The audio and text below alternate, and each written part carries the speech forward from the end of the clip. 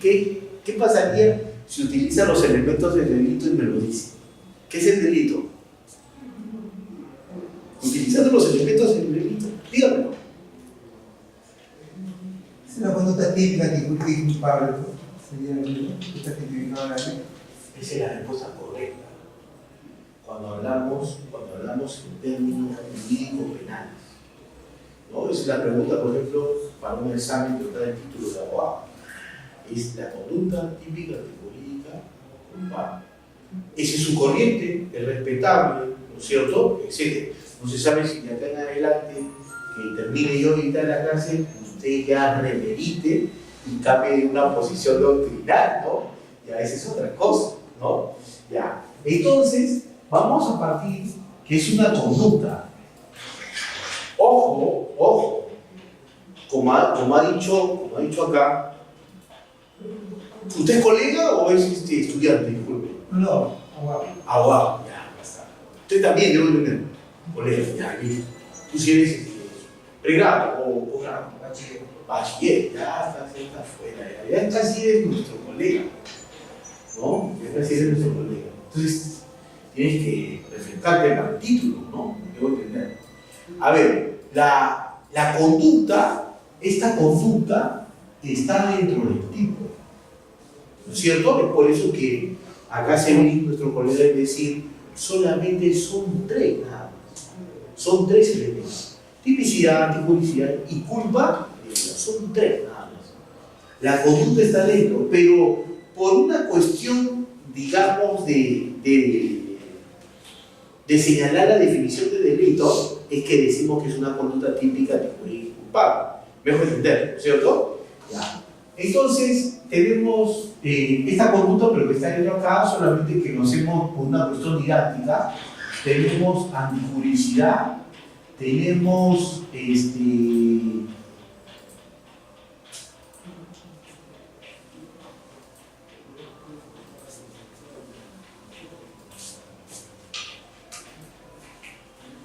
culpabilidad, imputabilidad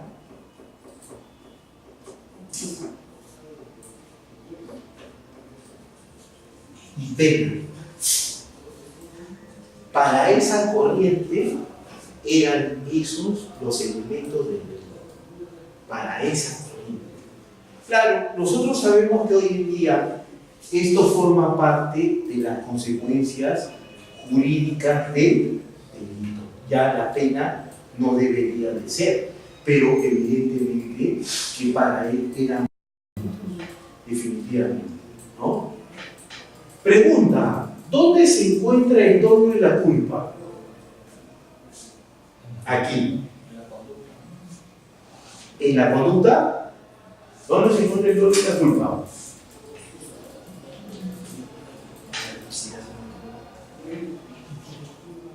En la tipicidad. Pero estamos hablando de causalismo natural, no de finalismo. Porque finalismo sí está en el tipo. Acá donde está. Estamos hablando de la evolución. Eso es, yo trato de hacer siempre la evolución, porque así el alumno se va a dar cuenta y va a poder diferenciar las construcciones de los demás. La mayoría no nos enseña, nos enseña su propia teoría. Entonces, yo podría enseñar, por ejemplo, la teoría de todos los signos, no me gusta. Pero no es que yo tengo que enseñarla toda para decir el porqué, ¿no? Y mejor, porque usted sabe su panorama mayor y después usted ya elige la teoría que usted quiera, ¿no es cierto? Ya, ¿dónde acá está? Yo sé que en el tipo está, pero ese finalista. Acá, ¿dónde está? ¿Dónde está? Vamos a hacerlo de esta forma. A ver, miren, para que se den cuenta. El dolo y la culpa, ¿son de carácter objetivo o subjetivo?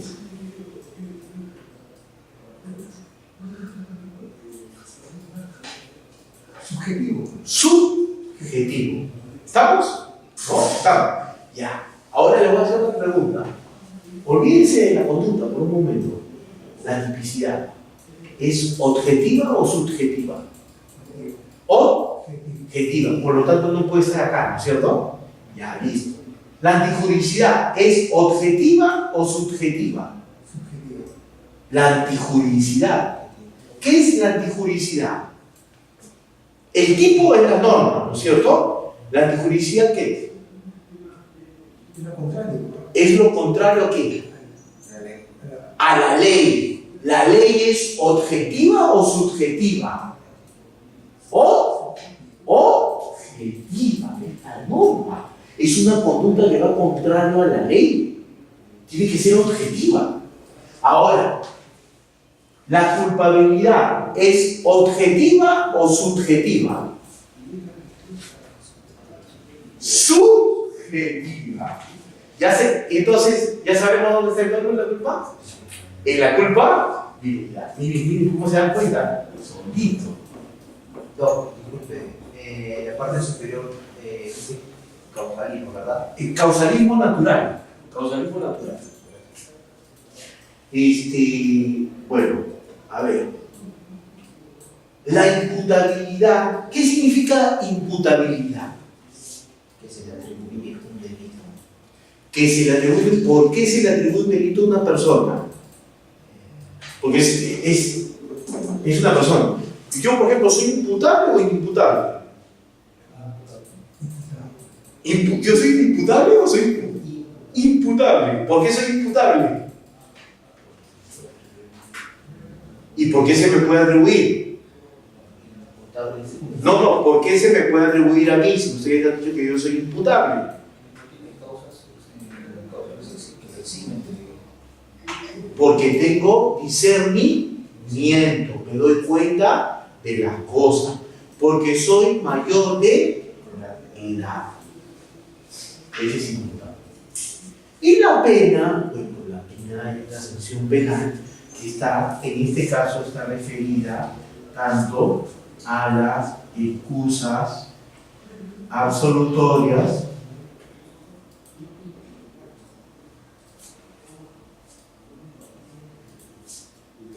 y a la condición objetiva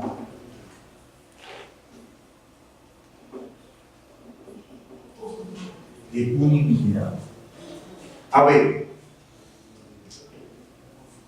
ojo, que quede claro, miren, inclusive vamos a regresar a este punto, cuando ustedes se den cuenta, vamos a regresar a este punto, en lo siguiente.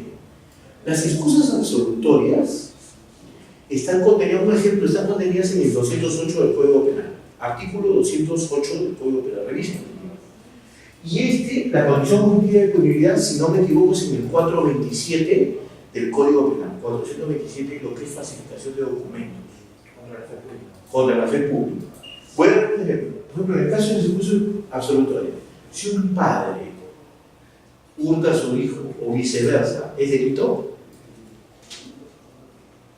Sí es delito, pero no llega a una causa, no dice absolutoria. Es una excusa absolutoria. O sea, se tiene que resolver en la vía civil, ¿no es cierto? Ahora, o sea, es decir lo siguiente, como dice Percy García Cabero, ¿no? Acá tienes el delito, y acá tienes la pena, pero estas dos situaciones son un puente para determinar qué cosa, la sanción penal. Estas dos cosas que acá, que no estamos viendo, son un puente, porque si, por ejemplo, si esto no existiera, hay sanción penal. Si lo de abajo tampoco existiera, hay sanción penal. Por ejemplo, si yo agarro y pongo en mi casa mi título que dice que es abogado, pero lo saqué de Azángaro, la pregunta es, ¿he cometido delito? O sea, lo pongo acá, les invito a una fiesta, ¿no? Y les digo a todos ustedes, miren, yo ya me recibí, soy abogado, ¿no? Mi pregunta es, ¿he cometido delito? O si yo pongo mi título y pongo una oficina, pongo mi cartón y comienzo a dar consultoría y luego le doy mi tarjeta, que soy abogado, no siendo ese título falso, ¿he cometido delito? En los dos casos es igual. ¿Qué dice? ¿Cuál es la condición objetiva de disponibilidad? El perjuicio. La palabra, y cuando lean, ¿cómo tiene que haber perjuicio? Cuando tú ingresas documentos falsos. Disculpe, ahí, Sí. ahí no entraría o la falsedad genérica e ideológica. También podría entrar, pero recuerda que al margen de eso, como estamos hablando de falsificación de documentos, cuando ingresas tú al trámite jurídico, documentos que son falsos, tienen que ocasionar un perjuicio. Si no ocasionan un perjuicio, no estamos hablando de que hay un delito. No hay delito. ¿Me puedes entender? No hay delito. Tiene que haber un perjuicio. O sea, en otras palabras, ¿qué es la condición objetiva de disponibilidad traducido en términos procesales, penales? Un requisito de procedibilidad, o sea, una cuestión previa. Yo puedo tener todo, es delito, pero le falta el perjuicio. Como le falta el perjuicio que tienes un puente acá, no puede haber sanción penal. Dígame, eso se da hoy día, ¿no es cierto?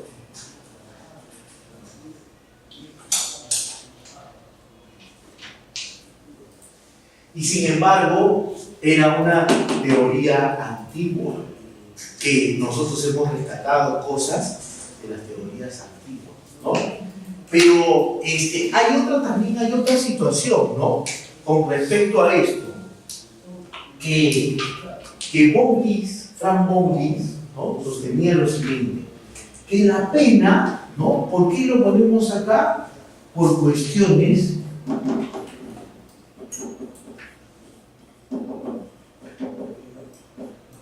de política criminal. Ojo que lo estoy dejando ahí como una nota, porque más adelante vamos a ver cuál es la diferencia con Plan Cocina. Y se van a dar cuenta de eso más adelante. Ahora, ¿qué es lo que sucedía para el causalismo natural? El causalismo natural, desde el punto de vista de la conducta, era movimiento corporal. O sea, era causalidad ciega.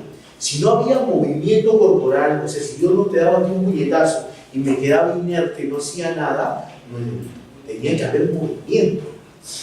Así empieza la cosa. Si no hay movimiento, no hay nada. Por eso se llama causalidad ciega. Entonces, la pregunta es, ¿yo puedo cometer delitos sin hacer nada? ¿Seguro? El autor inmediato queda una orden, por ejemplo. Pero yo me voy a mover. Por ejemplo, si es sicariato, me voy a mover. No, me refiero al inmediato que da la orden. Al hombre de atrás.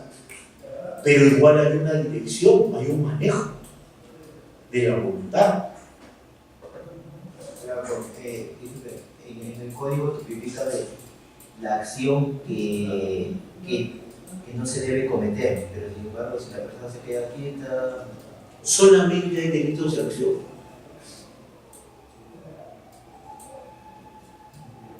Si yo no hago nada, ya. Y si yo no socorro a alguien, no hago nada. Ya ve. O sea, yo puedo cometer delitos de omisión. La pregunta es, ¿esta doctrina avala los delitos de omisión? No. O sea, acá pasa la impunidad. Porque acá te pide movimiento corporal. Si no hay movimiento corporal, no hay delito. O sea, los delitos de omisión no están mencionados acá. ¿No es cierto? Y la tipicidad en este caso, ¿no? En este caso, viene a ser descriptiva. Descriptiva. Disculpe, se interrumpa. Sí, no, dime. En la tipicidad, si no me equivoco, habla sobre los números apertus y números clausus. ¿Podría explicarnos? La tipicidad. Sí. Cuando dice, por ejemplo, si es apertus o es clausus en la interpretación misma, es porque estás hablando de una interpretación restrictiva o estás hablando de una interpretación extensiva. Por ejemplo, si no me equivoco, en el artículo 117 del Código Penal, que habla de aborto, pero con la calidad del sujeto activo, cuando dice puede ser médico, obstetra u otro personal sanitario, u otro profesional sanitario, o sea, puedes incluir, por ejemplo, a un tecnólogo médico, que es un profesional sanitario, no puedes incluir a una enfermera, a una licenciada en enfermería, es personal sanitario, y así sucesivamente. Eso es aperto, ¿no es cierto? Pero a la vez, la pregunta es, ¿la comadrona está ahí? La comadrona, la partera, ¿está ahí? No, o sea, lo restringe. En ese caso es clausus, porque solamente, clausus quiere decir que solamente está considerando al personal sanitario. Hay una extensión, porque es apertus. Claro, hay una extensión porque es apertus, pero no puede ser más allá de lo debido, o sea, también es clausus. Es un ejemplo, ¿no? Pero, por ejemplo, en el delito de violación sexual, dice vía vaginal, anal o bucal. Dice, u otro análogo, dice. Ya, ese es aperto. Ahí sí no te puedo, no admite el tipo clausus. No admite. Uf, hay un montón, por ejemplo, si estás hablando de violación, vaginal, pues entiende. Bucal también, anal también, pero no era como el otro, que decía, el antiguo decía vaginal u otros actos análogos, ¿no? Entonces, la mayoría, ¿cómo entendía? Que es el ano, porque es lo más análogo a la vagina, ¿no? O también el caso de la felatio more, que es la bucal, ¿no? Pero con la modificatoria que ha habido, que se llama ahora acceso carnal, ¿no? Dice u otros análogos. ¿Qué será eso u otros análogos? Es que los pederastas hacen tantas acciones que ya dan margen a hacer apertos. Pero le voy a dar un ejemplo de apertos. Lo que hicieron, por ejemplo, en el estadio en Santiago de Chile. ¿Qué hicieron los carabineros? Los carabineros agarraban perros, le daban yompina, que es una excitación para el animal, ¿no? Y con los perros violaban a las mujeres. Ese es otros actos u otros análogos. Es más aperto, con un perro. O sea, ¿no? Un objeto también, ¿no? Un objeto también, pero lo dice el tipo. Pero no dice con un animal. Por eso que crea perro. ¿Y qué otras cosas más? Porque yo no me puedo imaginar, ¿no? Por eso que el tipo, como el avance que ha habido, ha tratado de cubrir todo eso, ¿no? Bueno, entonces, este es efectivo, ¿no es cierto? La juridicidad acá es formal. O sea, de todas maneras, hay una base en la norma, ¿no? En la ley. Luego, después de esto, ¿no? Viene el causalismo valorativo.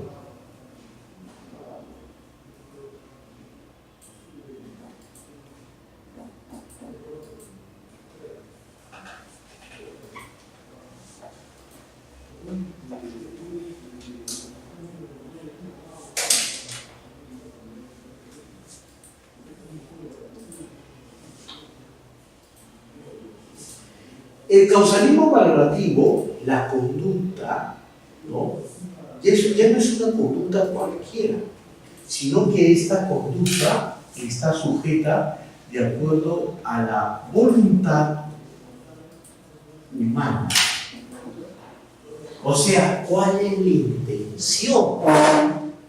¿Cuál es su intención? Su intención. ¿Eso es dolo? Pregunta. ¿Eso es dolo? Cuando hablamos de que existe una intención en el agente, ¿será dolo?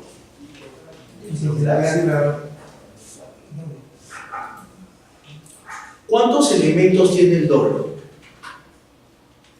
Dos objetivos. Conciencia y voluntad. Solamente tiene voluntad, le falta el conocimiento. Bueno, forma parte pues de la evolución, ¿no es cierto? Forma parte de la evolución.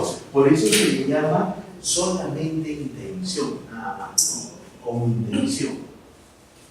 Entonces, acá, por ejemplo, ya no es un movimiento cualquiera. Por ejemplo, ustedes no se han fijado, por ejemplo, el médico cuando les toca, inmediatamente hay una reacción. Ya, ¿qué pasaría si yo me golpeo, hacer una reacción y le golpeo al señor tan fuerte que le fracturo la pierna?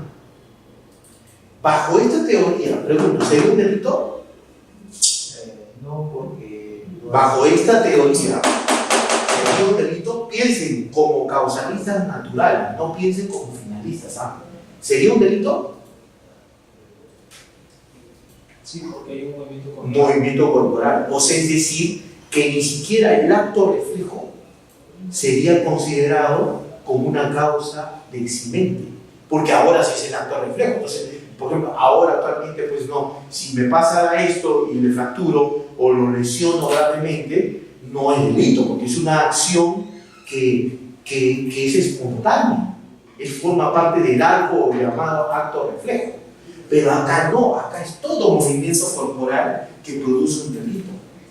¿Se dan cuenta? Y es más, con esa teoría tampoco ya no va. ¿Por qué? Porque si yo hiciera esto, mi pregunta es, ¿hubo una voluntad de mi parte hacia usted? No hubo. Porque es acto reflejo. Por eso que en la evolución ya dice voluntad humana.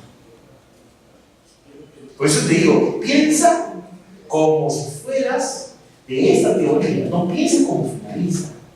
Y así vas a llegar al finalismo y luego vas a pensar como Rossini y luego vas a pensar como Yatos. ¿Ya? Entonces, miren, acá el tipo no solamente es descriptivo. Descriptivo quiere decir que un tipo describe conducta, ¿no? El que mata a otro, o sea, eso describe, ¿no? Sino que también es normativo. Normativo. Ojo, esto cuando ustedes revisen los libros, ¿no? Sobre todo, por ejemplo, literatura que corresponde, en nuestro caso, por ejemplo, digamos, de causalismo, por ejemplo, pueden revisar del año 1924, que es el código, por ejemplo, los libros de Peña Cabrera. Con esto, ustedes ya, a partir de este momento, cuando terminemos la clase, ustedes van a tener una idea clara de cuándo, qué libro que leo, si es funcionalista, moderado o radical, o no, este libro de Peña Cabrera de antiguo. Entonces acá era cuando Peña era causalista o Bramón era causalista, pero ahora no, un Bramón finalista o un Raúl Peña Cabrera finalista y luego un Raúl Peña Cabrera ya post-político criminal o funcionalista moderado, o un Bramón Arias también funcionalista moderado o post-político criminal. Entonces ya saben cómo diferenciarse, porque el problema es que todavía existe algunos que dicen, ¿no? Hasta ahora que existe esto en la culpabilidad, ¿no? Entonces ese no es saber ubicarse en la dogmática, ¿no? Porque este plano es el más abstracto que hay, ¿no? Y todavía tenemos ese problema. Y decía, esto de acá también lo llaman neocantismo, también le llaman así. También le llama teoría neocausalista. Tiene esa denominación, esa teoría neocausalista. Y la última le llaman normativismo. Y ahí sí van a tener cuidado, porque cuando ustedes digan, ¿qué normativismo? Esto no se me enseñaba, no se me enseñó, no, pero lo que sucede es que este normativismo es el antiguo, porque el normativismo nuevo es de Jacobs. ¿Ya? Hay que diferenciar. En ese sentido, ¿no? Por ejemplo, acá tenemos